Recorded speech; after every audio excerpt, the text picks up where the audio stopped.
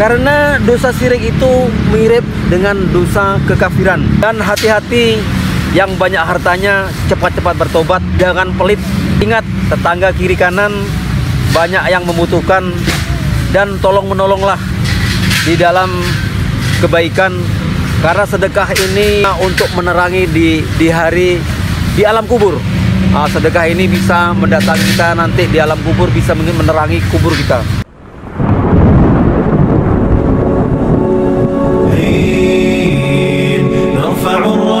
سوف يعلمون أن نحن المسلمون قادمون تشهد الأيام عنا والسنون فاسألوا الأكوان عنا من نكون تشهد الأيام عنا والسنون فاسألوا الأكوان عنا من نكون. Ya, assalamualaikum warahmatullahi wabarakatuh. Kali ini kita kedatangan bintang tamu, yaitu Pak Solihin, yang mana mungkin beberapa episode yang lalu beliau sempat berbincang tentang masalah perhara hijrah beliau. Jadi kali ini beliau juga ingin melanjutkan sambungan dari yang kemarin, karena mungkin yang kemarin tuh masih belum lengkap kata beliau. Jadi insya Allah setelah ini kita boleh lihat bagaimana sih kisah-kisah yang ingin beliau ceritakan. Baik, kalau gitu kita saksikan.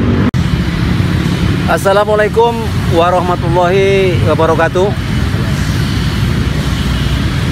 Ini Ana mau menyampaikan, temanya adalah mantan penuntut ilmu kejawen dan jimat. Dan ini khususnya untuk saudara-saudariku yang baru hijrah. Wahai saudara-saudariku yang baru hijrah, jangan lupa untuk selalu memuji Allah Subhanahu wa Ta'ala, dan jangan lupa untuk bersolawat kepada Nabi kita Muhammad SAW. Maaf, langsung aja. Di sini Ana akan membeberkan kisah Ana di waktu Ana sebelum hijrah. Karena Allah Subhanahu wa Ta'ala telah menetapkan pada surah Az-Zariyat ayat 55, kata Allah Subhanahu wa Ta'ala, dan tetaplah memberi peringatan, karena sesungguhnya peringatan itu bermanfaat bagi orang-orang yang beriman. Dan lagi, kalau tidak Ana beberkan atau tidak Ana beritahukan, barangkali ada saudara-saudara yang lupa atau maaf yang kurang paham. Jadi Ana merasa terpanggil untuk mengingatkan saudara-saudara yang baru hijrah. Karena dosa syirik itu mirip dengan dosa kekafiran. Dan Allah pun telah menetapkan di surah An-Nisa ayat 116,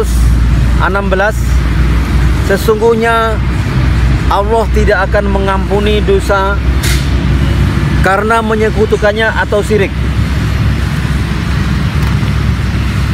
Karena sebelum Ana hijrah, meskipun yang diamalkan itu di kubangan-kubangan dosa, kalau belum paham apa itu syirik, semuanya itu terasa islami, saudara-saudara.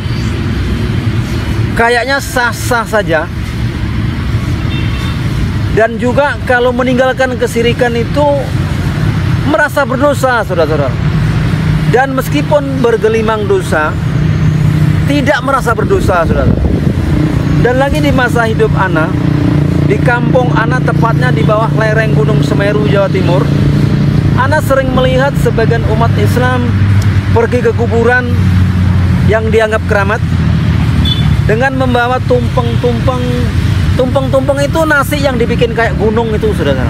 Jadi di situ yang dibilang tumpeng. Jadi engkung tadi, ayam itu dipotong tapi tanpa dipotong-potong, cuma dibersihkan lalu dibelit-belit kakinya dengan sayapnya, itu namanya tumpeng, namanya ingkung, saudara-saudara.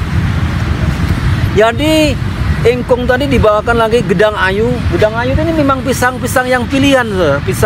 Pisang kata ada orang Jawa bilang rojo sajen katanya. Jadi ada pakai pecok bakal dari itu dan sebagainya. Dan bersama tetangga yang diundang, dan bersama mbah dukunnya yang diundang, dan lagi bersama mbah yainya pun yang diundang. Lalu semua sajen-sajen yang telah disediakan sudah lengkap, baru Mbah Dukunnya membacakan mantra-mantra dengan menyebut semua iblis. Semua setan ini diundang. Jadi diundang tadi, disiapkan sajen-sajen dengan apa tadi, dengan engkong-engkong tadi. Setelah itu disuguhkan kepada iblis-iblis yang datang tadi, baru yang sajen-sajen itu yang telah disediakan itu baru disuguhkan kepada yang diundang tadi. Jadi lalu Mbah Yainya pun membacakan doa Islami, saudara-saudara. Dan lagi sebagian umat Islam punya adat atau tradisi kenduri di simpang 4 jalan yang dinamakan barian. Ada dinamakan barian. Dan lagi ada kenduri yang dinamakan sedekah bumi. Nah, ini ada lagi tuh. Dan lagi sebagian umat Islam menyembelih kerbau. Kepala kerbau itu ditanam di tempat yang dianggap angker. Dan ada lagi sebagian umat Islam memakai adat atau tradisi di waktu hari lamaran. Ini hari lamaran apa namanya kalau di Riau ini ya? Melamar tuh ya, lamaran juga namanya, lamaran mungkin kan. Jadi di hari lamaran itu menghitung-hitung hari baik, hari buruk. Oh, kalau Rebo Pahing itu nggak boleh, kalau ini nabrak galungan tahun, kalau ini nabrak macam-macam lah di situ. Jadi hari baik, hari buruk itu selalu diutamakan sebagian umat Islam. Dan setelah tiba hari pernikahan, sebagian umat Islam memakai janur kuning yang dihias selalu dibajang, saudara-saudara. Dan ditambah lagi adat atau tradisi injak telur, temu manten, ditambah lagi sajen-sajen namanya gagar mayang, kembar mayang, saudara-saudara. Lalu di hari kehamilan, sebagian umat Islam masih memakai adat piton-piton. Jadi ibu-ibu kalau hamil 7 bulan itu diselamati lagi, dimandikan bunga lagi. Jadi piton-piton itu namanya apa ya, yang dibilang tingkepan. Ada yang bilang tingkepan itu ya itulah sama dengan piton-piton tadi, dengan dimandikan bunga. Jadi dimandikan bersama, suami istri dimandikan bersama itu. Jadi dan lagi di hari kelahiran, sebagian umat Islam memakai adat atau tradisi hari-hari bayi itu ditanam di samping pintu depan, lalu dikasih lampu, saudara-saudara. Itu tradisi sebagian umat Islam. Dan ada lagi di hari kematian, saudara-saudara. Sebagian umat Islam itu memakai adat atau tradisi. Tradisi itu 1 hari sampai 7 hari, saudara-saudara. Ini membacakan Yasin dan macam-macam lah dibacakan itu. Jadi sampai 100 hari, 1000 hari. Lalu pendak pisan, pendak pindo, ditambah lagi nyewu, saudara. Lalu ditambah lagi dengan tradisi kirim doa lagi, saudara. Dan lagi sebagian umat Islam pada malam Jumat Legi atau di malam Jumat Kliwon atau di hari-hari besar Islam ini, hari besar Islam, sebagian umat Islam membuat sajen-sajen untuk para leluhur atau untuk sanak saudaranya yang sudah meninggal dunia. Yang sudah meninggal ini disuguhi sajen-sajen yang telah disediakan, seakan-akan yang penghuni kubur ini pulang disuguhi dengan sajen-sajen tadi agar supaya bisa menikmati sajen-sajen yang telah disediakan. Qadarullah, anak ingat pada tahun 1984 profesi anak itu tukang ojek, ya sopir dulu, zaman dulu kan. Jadi selama menjadi tukang ojek sana ini sering diajak nganter orang itu pergi ke dukun, pergi ke tempat orang pintar. Jadi setelah pergi orang pintar, jadi saya paham sekali dengan Pulau Jawa itu banyak sekali perdukunan. Qadarullah, kawan ana cerita tentang jimat. Lalu kawan ana yang lain mengatakan jimat itu termasuk kesirikan. Jadi ana marah lah karena ana pemakai jimat. Alhamdulillah, marah itu tidak ana nampakkan marah itu. Jadi setelah marah itu qadarullah, ana mulailah agak sadar. Akhirnya ana merenungi apa itu syirik. Alhamdulillah, dengan berjalannya waktu ana semakin semangat untuk mencari jawaban apa itu syirik. Memang tidak bisa dipungkiri, selama ana hidup tepatnya di bawah lereng Gunung Semeru, Jawa Timur, itu jauh sekali saudara-saudara untuk mendengarkan pengajian ini saudara. Tetapi anak pernah mendengarkan pengajian itu di tempat orang pesta pernikahan saudara. Tapi pengajian itu kan isinya cuma guyonan atau ngelawak atau namanya pakai musik lagi.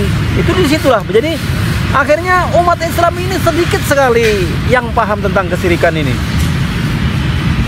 Karena kebodohan anak saya dahulu tidak mau mencari tahu saudara-saudara. Memang betul, kalau kita tidak pernah mencari tahu, tidak bakalan tahu saudara-saudara. Buktinya anak sendiri loh. Dari lahir sampai umur 40 tahun anak tidak pernah berpikir apa itu syirik. Lalu diujilah sama Allah ini, anak dikasih harta nih. Oh, dikasih harta, pernah dikasih harta sama Allah nih. Ini bukan pamer saudara-saudara, anak pernah bisa beli mobil.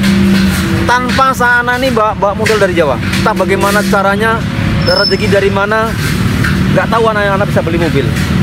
Jadi setelah beli mobil, anak itu semakin lupa sama Allah ini. Jadi akhirnya anak dikasihlah peringatan, kasih penyakit. Nah, dikasih penyakit, dipesan kasih penyakit lagi, semakin mencari dukun saudara, mencari dukun sampai ke Siantar sana, cari dukun. Akhirnya setelah mencari dukun, tadi anak terus dikasih lagi harta lagi sama Allah ini. Itu tidak mau bertobat. Lalu dikasih lagi musibah, ditenggelamkan saudara, dihabiskan semua hartanya saudara. Akhirnya anak berubahlah untuk berpikir untuk mencari jalan yang diperintahkan oleh Allah dan diperintahkan oleh Nabi kita Muhammad SAW. Dan hati-hati, yang banyak hartanya cepat-cepat bertobat dan jangan pelit. Ingat, tetangga kiri kanan banyak yang membutuhkan, dan tolong menolonglah di dalam kebaikan, karena sedekah ini untuk menerangi di alam kubur. Sedekah ini bisa mendatangi kita nanti di alam kubur, bisa menerangi kubur kita. Jadi wahai saudara-saudaraku yang baru hijrah, tingkatkanlah kesadaran dan kesabaran. Ana pun berusaha untuk sadar dan sabar. Alhamdulillah dengan berjalannya waktu, Ana pernah, karena proses untuk meninggalkan kesirikan ini butuh kesadaran dan kesabaran. Alhamdulillah dengan berjalannya waktu, Ana pernah menjadi karyawan pondok pesantren selama 5 tahun saudara. Akhirnya Ana itu banyak sekali kesempatan untuk bertanya dan untuk mendengar kajian-kajian di Pekanbaru ini. Qadarullah dengan berjalannya waktu, ada kajian yang temanya itu adalah iman dan akal. Kata Ustaz tadi, orang beriman tidak boleh kaku hatinya, dan akal atau pikiran orang beriman wajib tunduk dengan dalil Al-Quran dan wajib tunduk kepada hadis-hadis Nabi kita Muhammad SAW yang sahih. Dan apapun yang dikatakan oleh Allah Subhanahu wa Ta'ala di dalam kitab Al-Quran, dan apapun yang dikatakan oleh Nabi kita Muhammad SAW di dalam hadis-hadisnya yang sahih, sebagai orang yang beriman dilarang mencari tandingan di luar Al-Quran dan di luar hadis-hadis Nabi kita Muhammad SAW. Qadarullah di umur ana yang ke-50 tahun, alhamdulillah Allah Subhanahu wa Ta'ala telah melapangkan dada ana untuk beriman kepada ayat-ayat Allah atau Al-Quran. Dan apapun yang dikatakan oleh Allah Subhanahu wa Ta'ala di dalam kitab Al-Quran, ana siap menerimanya dengan lapang dada. Ana berusaha untuk mengamalkannya. Amin. Dan apapun yang dikatakan oleh Nabi kita Muhammad SAW di dalam hadisnya yang sahih, ana menerima dengan lapang dada dan berusaha untuk mengamalkannya.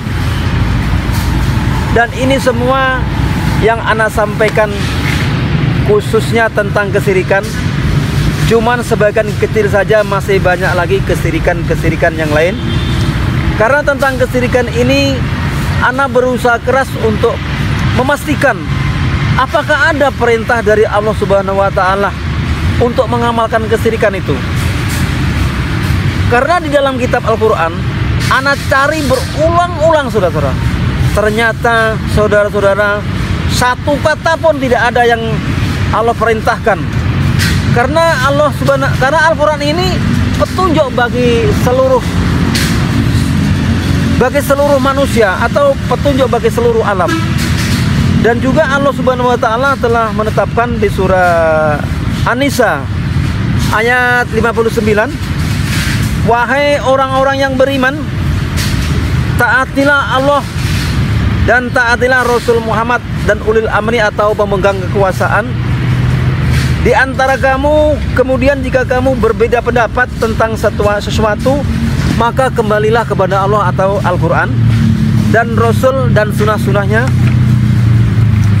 Kemudian jika kamu beriman kepada Allah di hari kemudian, yang demikian itu lebih baik bagimu dan lebih baik akibatnya.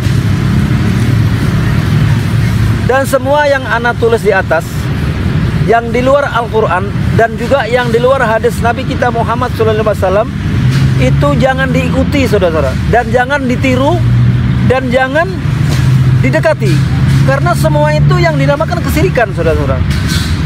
Jangan, dengan berjalannya waktu, qadarullah pada tahun 95 ana sakit saudara-saudara, sampai 7 bulan lamanya.